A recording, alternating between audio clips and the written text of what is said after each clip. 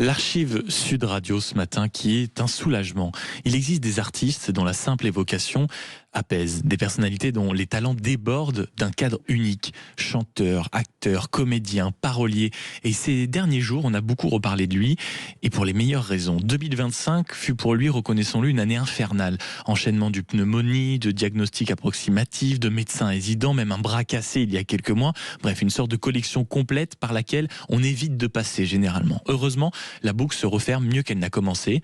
Un nouvel album, comme un signe de renaissance du fond de sa voix grave. Et avant d'être la légende du patrimoine français de la chanson française, il fut avant tout un môme du 9e arrondissement. Né Claude Moine, dans une famille modeste du Haut-de-Belleville, avec une mère employée de banque et un père machiniste. C'est un gamin qui, dès l'adolescence, découvre le fameux rock and roll, comme on découvre une vocation ou une seconde peau. Chanteur phare du premier groupe de rock français, les fameuses Chaussettes Noires, il devient déjà une star en 1961, puis très vite, c'est une carrière solo qu'il lance. À partir de 1974 même, il peut se permettre de filer régulièrement à Nashville, enregistré dans le temple même du country. Et c'est là, dans ce petit studio américain, que naissent ses classiques. Sur la route de Memphis, La dernière séance, Il ne rentre pas ce soir, Ment, les chansons qui traversent le temps et qui forgent cette réputation de grand monsieur du paysage français. Elle semblait bien dans sa peau, ses yeux couleur mentalo, cherche du regard un spot, le dieu projecteur, et moi je n'en pouvais plus. Nous sommes en 1980 et vous reconnaissez cette voix de crooner. C'est celle d'Eddie Mitchell, couleur mentalo, qui explose les compteurs. Plus de 500 000 exemplaires vendus, disque d'or.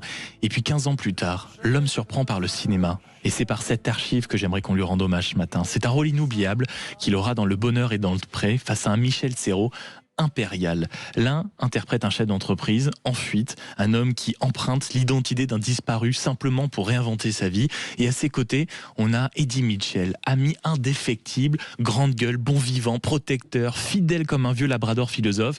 Et puis sa performance est telle qu'elle lui vaut le César du meilleur acteur dans un second rôle. Une scène qui sort du lot, devenue culte, avec des expressions que vous allez reconnaître. Serrault a disparu depuis quelques jours, happé par la vie parallèle que je viens de décrire.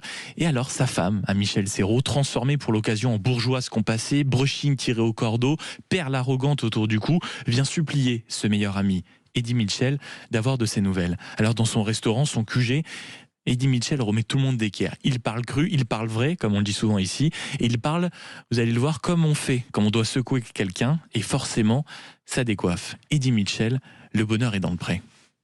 Qu'est-ce qu'il dit André ce soir? Ce soir, il dit beurré d'escargot et queue de bœuf. Parfait, pour deux. Ils me choisissent le vin, et c'est un vite, je suis de mauvaise humeur. Pour moi, ça va faire trop. Quoi? Ça va pas être grossière en plus. Ici, on prend pas du brocoli cuit à l'eau de vitelle, on prend du plaisir. Vous connaissez ce mot-là? Plaisir. Oui, oui.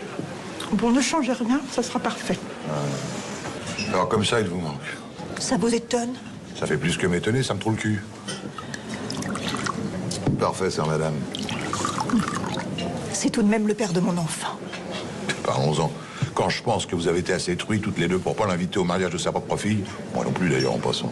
Vous savez plus où joindre. C'est ça. Bon, maintenant vous allez me dire ce qui vous amène vraiment. Ce que je vous ai dit, avoir des nouvelles. Ça suffit, ma belle. Pendant des années, à chaque fois que tu me voyais, tu me regardais avec l'air de dire que ma vie t'avait un goût. Et maintenant, tu t'habilles en arbre de Noël pour venir dîner avec moi, pour avoir des nouvelles. Et ben ça marche pas. Faut trouver autre chose. Ne criez pas, je vous en supplie. Mais si on aime bien quand il s'énerve, Eddie Mitchell, c'était justement Le bonheur est dans le pré, 1995. Il est 7h27 et j'espère que ça vous a aidé en tout cas un tout petit peu à vous réveiller sur Sud Radio.